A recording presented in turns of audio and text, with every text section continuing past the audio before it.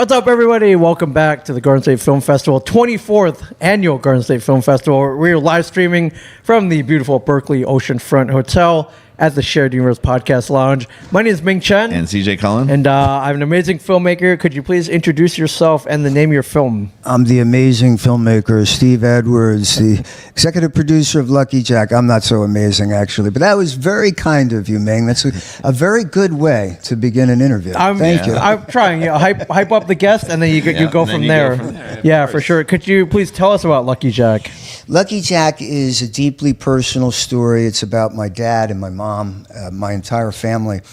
My dad was grew up in the projects of Newark. Very dysfunctional family. His father was an alcoholic. He actually died cirrhosis of the liver when my dad was 17.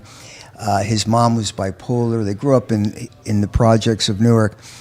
And he always wanted to be a doctor, but he never applied himself. And flunked every course his junior year of high school at Weequahic High School. Including gym. I don't know how you flunked gym. You didn't flunk gym. Yeah, CJ. I got an A in gym. Yeah, one thing. That was the only subject I got. I had the Presidential Fitness Award, Yeah. Very hard to flunk gym is the point. Yes. So that was the first thing I wanted to say when I saw you. You look like you got the Presidential Fitness Award. My mom has it in a drawer somewhere. Anyway, but, so I. Bottom line is he always wanted to be a doctor, flunks out his junior year of high school, 1954, golden age of Newark. And he sort of became a Walter Mitty character after that. One failed misadventure after the other. 1966, he's 30 years old. He has a wife and 2 children, unemployed, part-time pizza delivery man. He smokes a joint. It's the 60s, okay? Yes. And nowadays it's legal. Right. Smokes a joint. He puts on Man of La Mancha's Impossible Dream. He puts on a surgeon smock that he used to wear when he drew blood at a local hospital years earlier. And he looks in the mirror and he says to himself, resolves himself, I'm going to be a brain surgeon. I see a brain surgeon staring back at me. It was really good stuff, man. You know? I mean, that's a lofty goal. A lofty goal. And to make a long story short, 9 years later, I was making rounds with him. At the time, I was 15 years old. And he was operating on brains at Mount Sinai. And he did it Hospital. 9 years later. And so he literally manifested that moment. He did it. But it's got a complex ending that I don't want to give away. You got to see the film. You got to watch the film. And sort of a tragic ending, but if it's possible, and I think it is, it's uplifting and inspiring at the same time. The bottom line is there were a lot of twists and turns to this story. There was a lot of adversity to be overcome. But in the end, my dad and my mom, who was a central, part of the story, he couldn't have done it without her.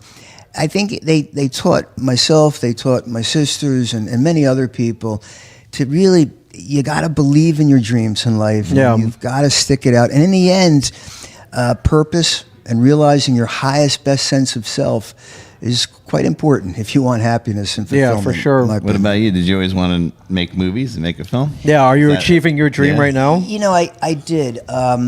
This film, and anyone that's watching that's made films, it's a psychotic experience. It really is. It's like an addiction, too. And somehow it comes together at the end. But, it was so much fun because the story was so personal. And there were so many ups to making the film. There was also lots of downs. But I really enjoyed it. And it's very fulfilling to know that I made this film about it, my dad and mom. Yeah, it's cool that you're able to document it. At what age did you learn about the story? So the first memories of life, really, for me, where my dad, after he had that moment, continued to play Impossible Dream. As he was studying. He went to college in '66, Rutgers College. And my first memories in life were listening to that song when I was, lying in bed at night, with my hands behind my head, thinking about the universe. And because that song, and especially Sinatra's version, really takes you out in the universe. And I realized at that early age that my dad was out there doing something that was extraordinary. And it was almost like an air of inevitability, that this was going to happen. He was going to somehow achieve this dream. Yeah. So it was very inspiring at an early age. That's amazing. I just love that you were able to document this. How long did this take you to make from start to finish? About 1,500 years. Okay, it's a long time. Did you go back to Newark and film?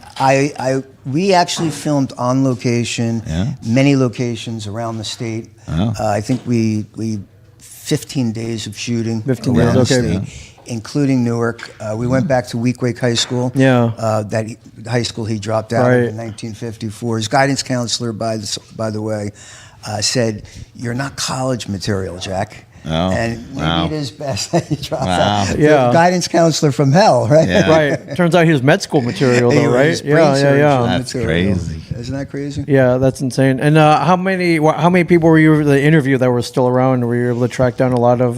That was, and for filmmakers, I think this is good advice. When I decided I got to do this, I got to make this film.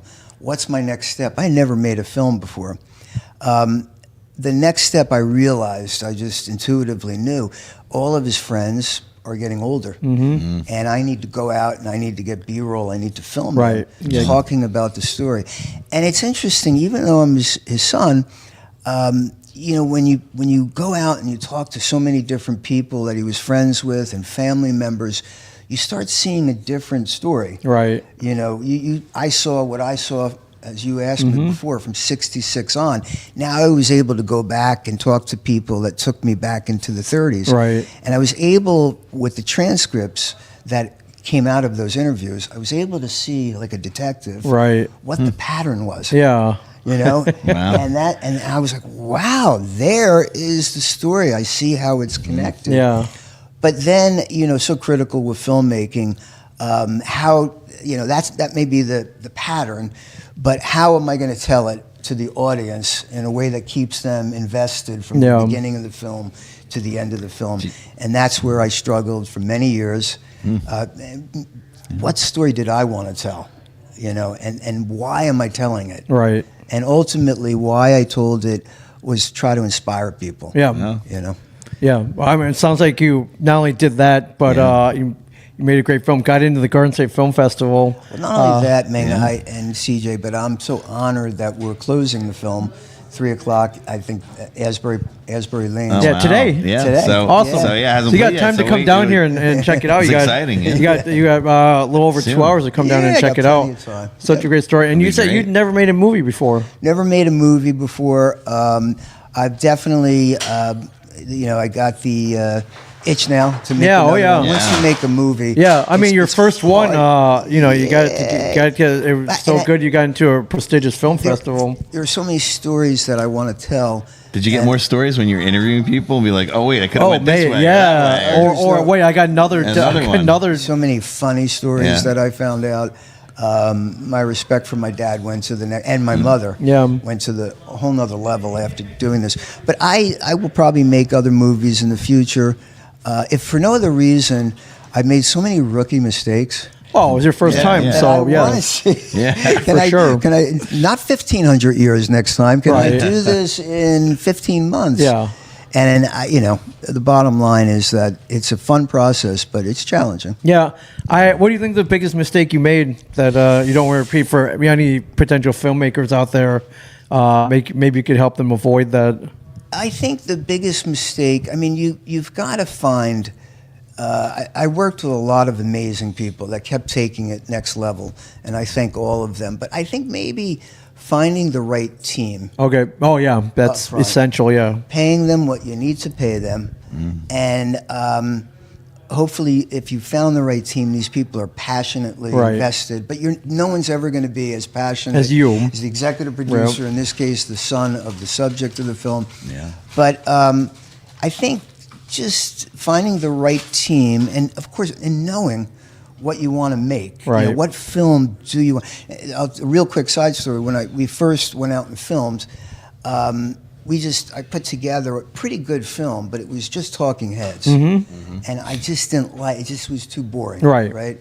And we then, years later, I figured out with my team, we got to do reenactment scenes, which is what we did. That's great. Yeah. So there's 100 reenactment scenes that are awesome. intercut in between the So talking it's like heads. it's doc and a narrative together. It's a documentary feature, and I probably should have decided that early on. I would have saved a lot of money. Sure, but Yeah. You know, and so I would just say to aspiring filmmakers or the veteran filmmakers know this already. Spend a lot of time up front. What am I trying to say? Who am I trying to say it to? What's the best way to do this? You know, what's my highest sense of this film? And then dive in. Don't start low because it's going to cost you more money. Yeah, but that's cool. You got to cast somebody to play your dad. Sorry? For the flashback, for the reenactment. I got scenes. a great actor, Michael Patrick Lane, who played my dad. He looked just like him when my dad was younger.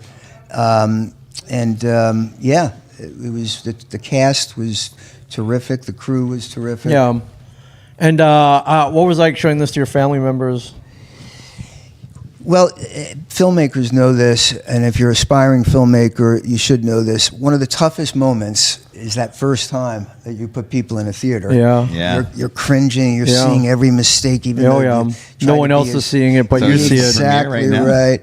No, the premiere happened a long time ago, but so by now it's not as hard. Even today, I'll notice the imperfections. Oh, sure. And, new audience, and it's a film festival. But the family, the first screening. Yeah, but my family, it was, people's reactions, the emails I get afterwards, that makes it all worthwhile. Yeah. When somebody writes you a letter, it happened recently when I showed it in my hometown of Union, someone that goes to Kane College said, "You just made what a meaningful difference you've made in my life, inspiring me." And it was a stranger. It wasn't even a family member. Wow. So that's the best part. That's a about good feeling, movie. right? Yeah, that's awesome. So what's next? You working on anything now, or are you touring with this one to film I'm going festivals? to tour with this more. We've got more showings. I'm supposed to go to Ireland with it. Oh, wow. Yeah, okay. Yeah, That's the great. ambassador to Ireland invited me to show Oh, wow. at his residence. So that's exciting. We are talking. I'm not talking. I'm working with a very prominent Hollywood producer now, very prominent, and he believes in the story. He loves That's it great. as a feature film. Yeah. And we'll see. He's connected me with a screenplay writer that is a protege of his, and he should have the first draft in about a month. Yeah. And it's an ongoing process. It's not going to come together in a year. No, but that one day when it does, we'll be looking forward to it for sure. Yeah, Bring That's it back awesome. here and show it. Oh yeah, for sure. that would be awesome. That's amazing. Thank you so That's much. great, I'm glad everything went great. And today, 3:00. Where's the screening again? Come out and see it. Asbury Lanes. At the Lanes. Okay, it's a great venue. It's a great venue. Ming and CJ, I really appreciate Yeah, it. Absolutely. Thank you for jumping in with us. Lucky Jack, everybody. Definitely check it out.